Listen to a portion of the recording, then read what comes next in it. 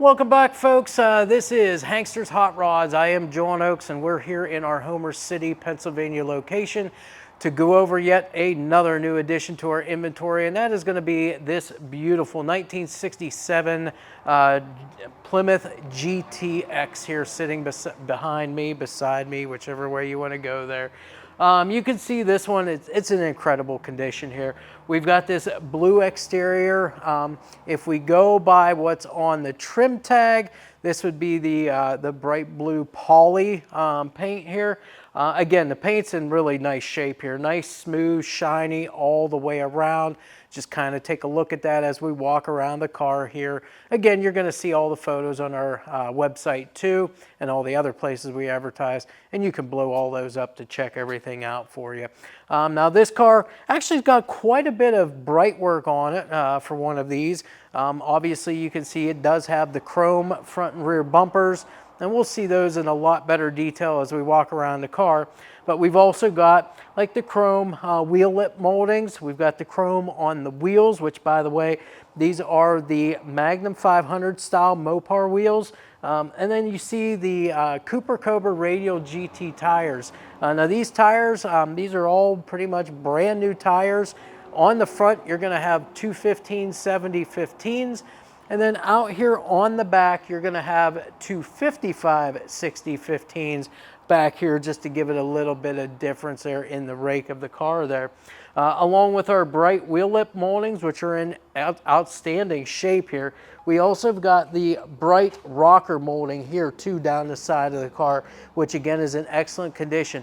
Nice and straight, there's no dents or dings, no waviness whatsoever. Looks really, really nice. As far as our gaps and elevations, when you go from the fenders to the door to the rear quarter panel, as you can see, your gaps are very uniform front to back. Elevations are dead on. All of your body lines all line up very well on this car. More of the bright work here that you'll see on the car. Of course, we've got the chrome driver's side mirror. This is a remote adjust mirror. You've got all the bright work, the trim around all the windows here, the chrome door handle, and again, the bright work here on your drip rail moldings. And again, as you can see there in the video and on the photos, very nice condition here. There's no pitting, no dents or dings. And again, our rain gutter itself, nice and smooth all the way through there. The glass, same thing, no issues here. There's no chips, no scratches, no cracks in any of the windows. All the glass looks really nice. Let's open up and take a look at our interior. Now, not only do we have the blue on the exterior of the car, but that carries over into the interior as well. Darker blue interior. As far as the seats go, the upholstery looks to be in great shape. No rips or tears anywhere in those seats. The carpeting looks very good too for a 67. No rips, tears, or fading there. As you can see, it does have the full-length center console with the automatic floor shifter there, and that does shift the 727 Torqueflite transmission that's in here. And the dash itself, that's going to be pretty much your factory dash, factory instrumentation. You're going to have all your important gauges there, like the fuel, the water temperature, the oil pressure, and of course the alternator gauges. And the most important one of all is that 150 mile an hour speedo. It also has kind of the factory AM radio, and it's got the in-dash clock mounted beside the radio as well, and that clock does in fact work. The steering wheel, it's kind of that wood grain 3-bar style steering wheel. And again, if you look at all of your door panels and so forth, everything looks very nice here also. All of your weather stripping, all of your seals around the windows and around the doors, all intact, no rips, tears, or anything. It's going to seal up from the outdoor elements very well.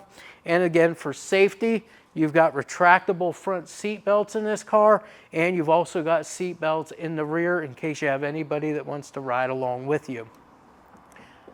We close the door up, it shuts very nice and easy. Again, more of that bright trim work here down at the bottom of your B panels and C pillars and so forth. All of that looks good. Of course, you've got all the molding around the rear window. The rear window glass itself looks to be in great shape. No chips or cracks anywhere on that I can tell.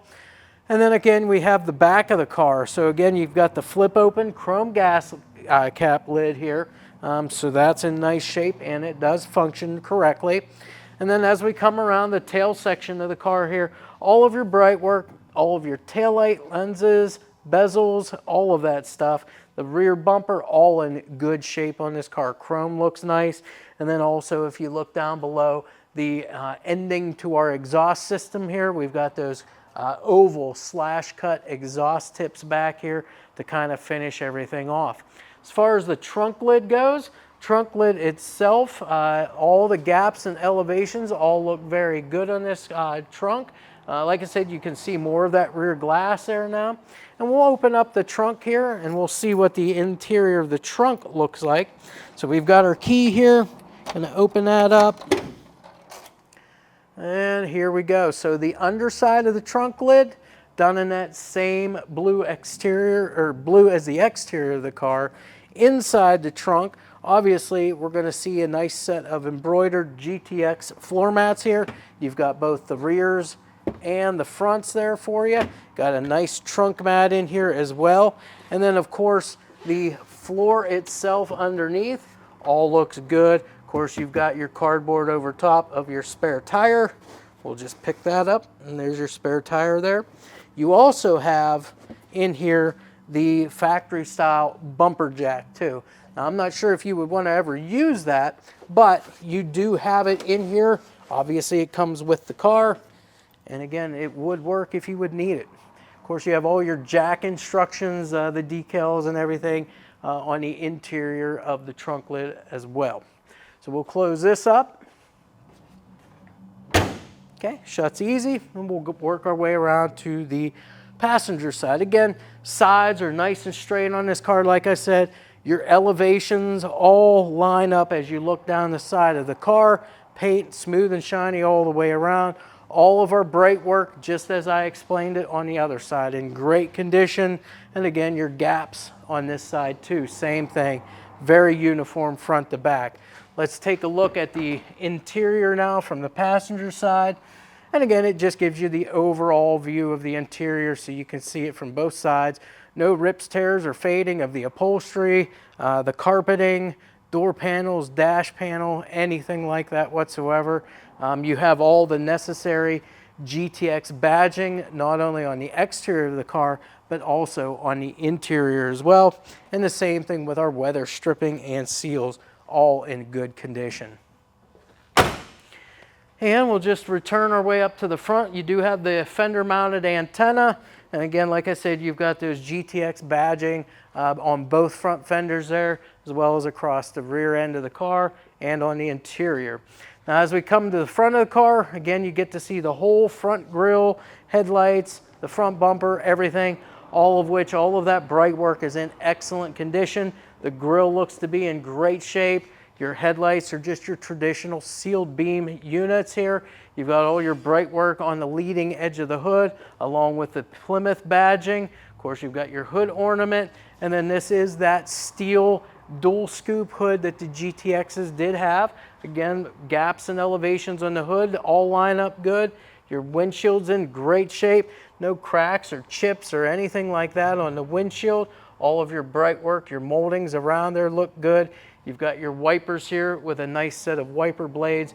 In case of an emergency situation where you get caught in the rain, you do have those that do function.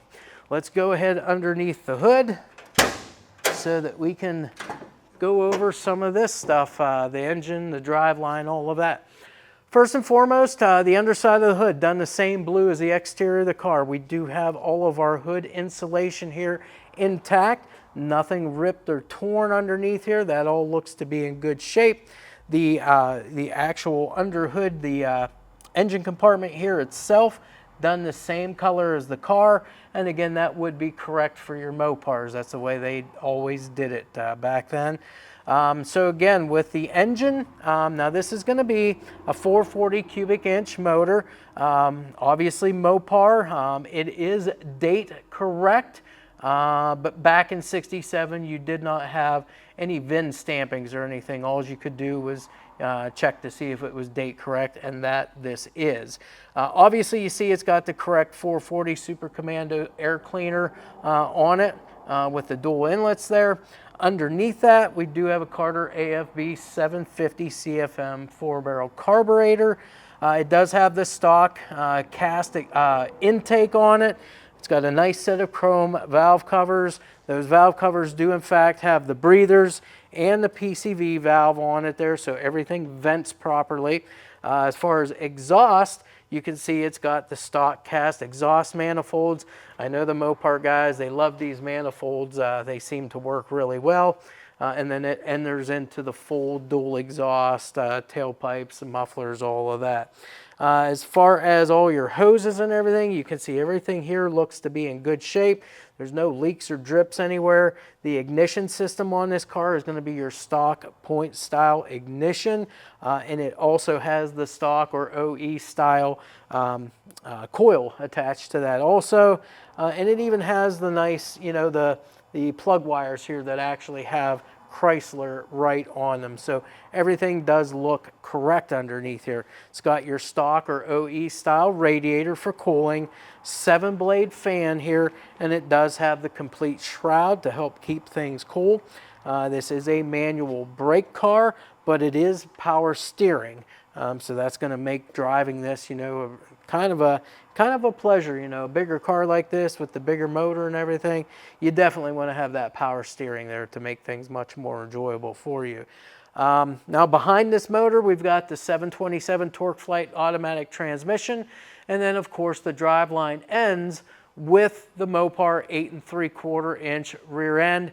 That is Mopar's version of the posi unit, which is your shore grip, and it's a 350 gear that's in there. So with all of that said, we're kind of done with our external walk around here. We're going to take a minute here to close everything up, get it on our lift so I can go through the complete underside with you.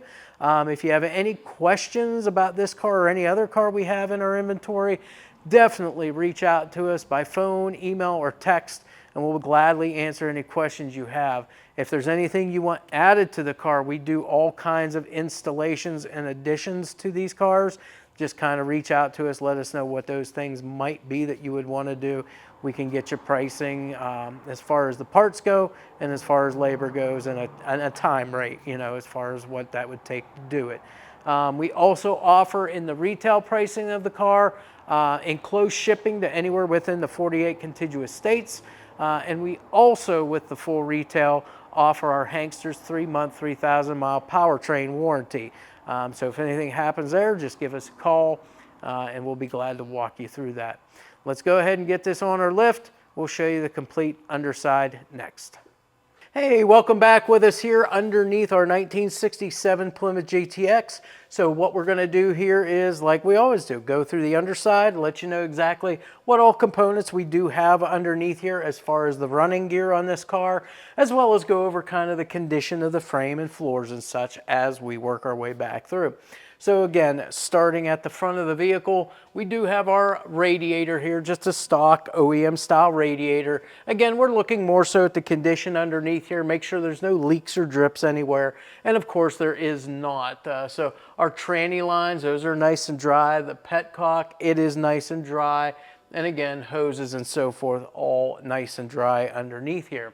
As we come back a little further, again, we're going to come into some of the framework and some of the suspension on the front of the car. So, of course, with your Mopars, you've got the front K-member here, and this all looks to be in really good shape. Again, this is a kind of an integral part here to these cars because, again, this is where all of your suspension bolts and mounts off of. So you want to make sure that's in really good shape, which ours is. We also have a 7/8 front sway bar on this car, the frame mount bushings, as well as our sway bar end link bushings. Those are all in great shape and have been checked over to make sure they're all good, you know, quality components. And then, of course, the rest of the front end. Now, with most of the Mopars, you are going to run across the strut rod style front suspension. kind of in combination with the torsion bar front suspension too. Again, of which all of this has, and all of which has been gone over and, you know, checked out to make sure it's all in good shape. Again, stamped steel components as far as your upper and lower control arms on the car, so nothing fancy there, just all stock stuff. And again, ball joints, bushings, all of that stuff have all been gone over. Now this particular car, we do have the power brakes on this car, or power steering, manual brakes on this car. It is drum brakes all the way around, but again, it stops very, very well. All the steering components, your drag length, your pitman arm, and all the tie rods, again, all have been checked over. And as you can see from underneath here in the video and the photos that you'll be able to view on our website, all of this stuff, tie rods all look to be like they're almost new components here. They look in great shape. All the little rubber dust boot covers, those are all present to keep dirt and debris out, keep that grease in. As far as wheels and tire combination, well, we do have the 15-inch wheels here with the Cobra Radial GT tires on them. As far as the size goes, I'll go over that again with you. That is a 215/70 R15 up front, and on the back we've got the 255/60 R15s back there.